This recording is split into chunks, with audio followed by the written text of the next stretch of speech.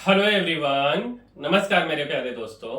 मेरे भाई, बिहार में शिक्षक भर्ती में डोमिसाइल लागू हो गया है। आइए इससे रिलेटेड क्या इंफॉर्मेशन है और क्या हुआ है समझते हैं, और भविष्य में इसका क्या घाटा हो सकता है ये भी समझते हैं। तो मेरे भाई, कैबिनेट का फैसला, बिहार के अभ्यर्थियों को तोहफा, शिक्षक भर्ती में डोमिसाइल लागू, 85% आरक्षण का मिलेगा लाभ। ठीक है। और देखिए, सरकारी स्कूलों में शिक्षक बहाली में बिहार के अभ्यर्थियों को अब 85% आरक्षण का लाभ मिलेगा। बिहार सरकार ने शिक्षक नियुक्ति प्रक्रिया में राज्य के मूल निवासी को बड़ा लाभ देने के लिए डोमिसाइल नीति लागू कर दी है। मुख्यमंत्री नीतीश कुमार की अध्यक्षता में मंगलवार को हुई बैठक में बिहार राज्य विद्यालय अध्यापक नियुक्ति, स्थानांतरण, अनुशासनिक कार्रवाई एवं सेवा शर्त संशोधन नियमावली 2025 को मंजूरी दी गई। कैबिनेट में 36 एजेंडों को मंजूरी दी गई। शिक्षा विभाग के अपर मुख्य सचिव डॉक्टर एस सिद्धार्थ ने बताया कि सरकार की इस नई नीति के तहत सरकारी स्कूलों में शिक्षक बहाली में अब बिहारियों को 85% से अधिक आरक्षण का लाभ मिलेगा। बहाली प्रक्रिया में स्थानीय अभ्यर्थियों को वरीयता देने के उद्देश्य से यह संशोधन किया गया है।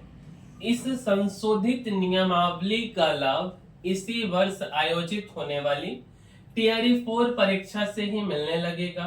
आगामी टीआरई 5 परीक्षा वर्ष 2026 में प्रस्तावित है।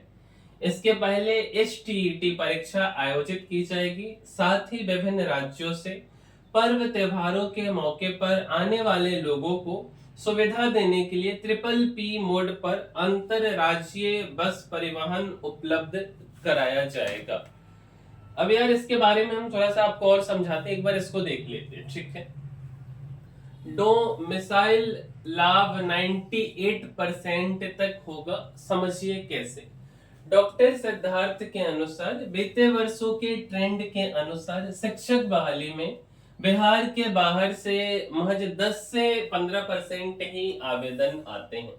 अब अनारक्षित वर्ग की सीटों में 85% से अधिक आरक्षण बिहार वासियों के लिए सुनिश्चित होने के बाद बहाली की कुल सीटों में लगभग 98% बिहार के मूल निवासी ही नियुक्त होंगे। पहले से क्या लागू है? 50% आरक्षण सामाजिक वंचित वर्गों, जातीय आधार पर पहले से मिल रहे। 10% ईडब्ल्यूएस को मिल रहा है। इससे बचे 40% अनारक्षित सामान्य सीटों में 35% सीट बिहार मूल की महिलाओं के लिए आरक्षित है। अब नियमावली में संशोधन कर 40% अनारक्षित सामान्य सीटों में बची 65% सीटों में से 40% सीट उनके लिए आरक्षित कर दी गई जिन्होंने बिहार से मैट्रिक और इंटर की परीक्षा किसी भी बोर्ड से पास की है। इस तरह 40% अनारक्षित सामान्य सीटों में अब मात्र 15% सीटें ही बच जाएंगी, जिन पर बिहार के बाहर के सामान्य वर्ग के पुरुष महिला आवेदन कर सकेंगे। ठीक है। और देखिए मेरे भाई, एक्चुअल में होना क्या चाहिए था। देखिए, सबकी अपनी अपनी नीति होती है, सरकार की अपनी नीति होती है, और इलेक्शन ईयर है तो हजारों एजेंडे पे मुहर लगाया जाता है। ठीक है। पहली बात कि जैसे बिहार में डोमिसाइल नीति लागू हुए हैं, वैसे ही अदर राज्य में भी अगर डोमिसाइल नीति लागू हो जाए तो बिहार वाले लोग दूसरे राज्य में जाकर के शायद जॉब ना कर पाए। ठीक है। अब कुछ विभाग ऐसे होते हैं मेरे भाई, जहां पे कुछ आरक्षण ये सब चीजों की जरूरत नहीं होती है। अब सरकार की क्या मजबूरियां हैं, क्या वोट बैंक है, ये उनका अपना मामला है। एक्चुअल में होना ये चाहिए था कि जो लोग सरकारी स्कूलों को ऐसा बनाया जाए कि बिहार में जो भी लोग हैं वे लोग प्राइवेट स्कूल में अपने बच्चों को ना पढ़ा करके सरकारी स्कूलों में अपने बच्चे को नामांकन करें। जैसे सरकारी कॉलेजों में होता है, आईआईटी और एनआईटी के लिए लोग 2-2 3-3 साल इंतजार करते हैं। आईआईटी के लिए 3 साल, मेडिकल के लिए तो न जाने कितने साल लोग इंतजार करते हैं, तब जाके वो मेडिकल कॉलेज मिलता है उन्हें। कुछ ऐसा ही हमारा व्यवस्था होना चाहिए था सरकारी स्कूलों का, कि लोग सरकारी स्कूल में गर्व से पढ़ सके। ये जो मुफ्त की रेवड़ियां बांटी जा रही है, डोमिसाइल लागू, 32 नंबर 42 नंबर पर इनको दे दो नौकरी, उनको दे दो।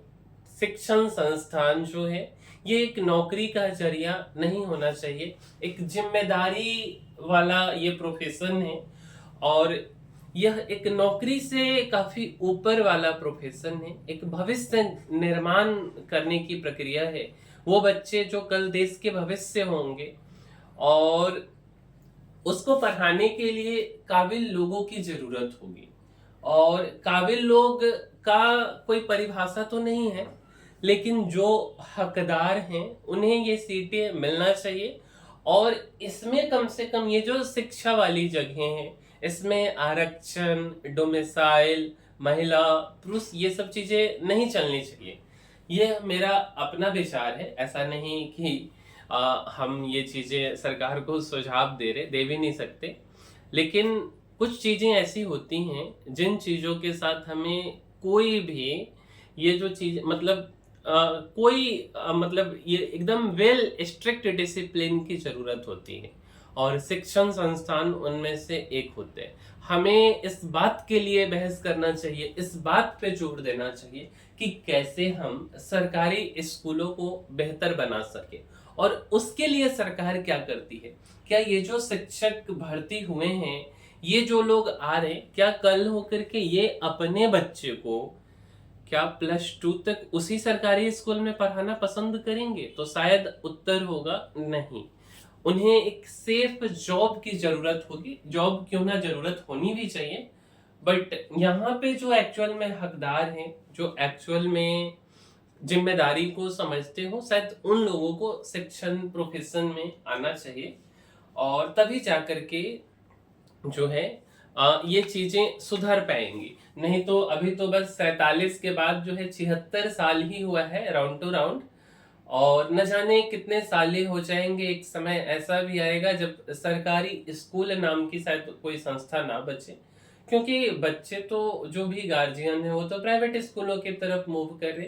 तो सरकार को ये सोचना चाहिए कि आखिर ऐसा क्या है प्राइवेट स्कूलों में कि 10-12 हजार वाले शिक्षक से भी पढ़ने के लिए लोग प्राइवेट स्कूलों की तरफ मूव करते हैं, और सरकार एक बच्चों पे 5-5 6-6 हजार रुपए हर मंथ खर्च करती है।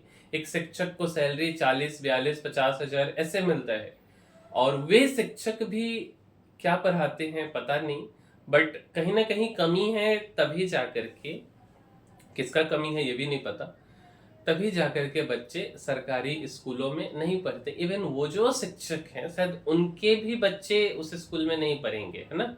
और ये सच्चाई है, चाहे जो भी ऑफिसर हैं जो भी हैं। लेकिन अगर सरकार इस पे नीति बनाए, इस पे नियम बनाए, तो ये वोट बैंक से उठ करके राजनीति होगा। बट कोई सरकार ऐसा नहीं करना चाहती है, ठीक है। और देखिए और क्या क्या हुआ है। रसोईया, रात्रि प्रहरी, आशा, ममता वो स्वच्छता कर्मियों के मानदेय बढ़े हैं। मुख्यमंत्री नीतीश कुमार की अध्यक्षता में मंगलवार को हुई कैबिनेट बैठक में विभिन्न श्रेणियों के कर्मियों के मानदेय में वृद्धि को मंजूरी दे दी गई। इस फैसले से लाखों कर्मियों को सीधा लाभ मिलेगा। शिक्षा, स्वास्थ्य और नगर विकास विभाग से जुड़े कर्मियों के लिए यह राहत भरी खबर है। नाइट गार्ड होते हैं स्कूल में, जो जब डिजिटल बोर्ड ये सब स्कूल में लग रहा था तो गार्ड की बहाली हुई थी, ठीक है। शायद से मुखिया जी की तरफ से ये मुखिया जी इन लोगों को बहाली ले रहे थे, कुछ पैसा ले करके, क्या था पता नहीं। वर्तमान उन लोगों को 5,000 रुपए मिल रहा था, अब उन्हें 10,000 रुपए प्रति माह कर दिया गया है। शारीरिक मतलब क्या होता है ना कि जैसे पहले एक समय में शिक्षक भर्ती हुआ था, वो शिक्षक भर्ती कौन ले रहे थे, तो मुखिया जी के ऊपर ही जिम्मेदारी थी। अभी तो ठीक है, कम से कम शिक्षण भर्ती को छोड़ दे, नाइट गार्ड में शायद मुखिया जी, क्योंकि पंचायत में सर्वे सर्वा वही होते हैं, तो वही लोग के कैसे है इसके बारे में डिटेल मुझे भी नहीं पता है, बट मुखिया जी के थ्रू ही नाइट गार्ड की भी बहाली हुई है आई थिंक। और अपना जो भी सेटलमेंट है बहाली के बदले पैसा लेके जो करके भी उन्होंने बहाल किया है ना, तो उनका जो सैलरी है वो 5,000 से बढ़ करके 10,000 रुपए प्रति माह कर दिया गया। शारीरिक शिक्षक एवं अनुदेशक अब इन्हें 8,000 की जगह 16,000 रुपए प्रति माह मिलेगा। 400 की वार्षिक वृद्धि भी होगी। इनकी संख्या 2350 है। स्कूलों में मिड डे मील बनाने वाले रसोइयों को अब 1650 की जगह 3300 रुपए प्रति माह मिलेंगे। आशा कार्यकर्ता का मासिक मानदेय 1,000 से 3,000 किया गया है। ममता कर्मियों का मानदेय दोगुना कर 600 प्रति प्रसव कर दिया गया है। नियमित सफाई कर्मियों का मानदेय 9,000 प्रति महीने, वो अंशकालिकों को 5,000 रुपए किया गया। भागलपुर गोपालगंज में औद्योगिक कॉरिडोर 5 जिलों में जो है बेसिकली 5 जिलों में होगा इसका विस्तार। भागलपुर और गोपालगंज में नए औद्योगिक क्षेत्रों की स्थापना और 5 अन्य जिलों में औद्योगिक विस्तार की योजना को भी स्वीकृति दी है।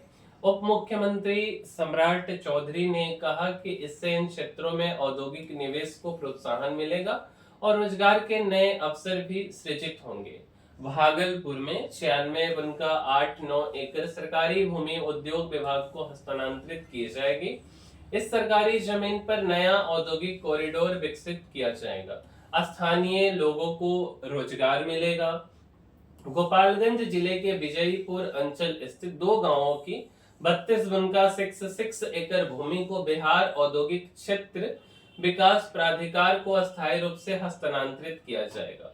इसके अलावा औरंगाबाद, कटिहार, नालंदा, मुजफ्फरपुर और सुपौल में औद्योगिक क्षेत्र का विस्तार किया जाएगा और इसके लिए कुल 2417 एकड़ भूमि अधिग्रहित की जाएगी।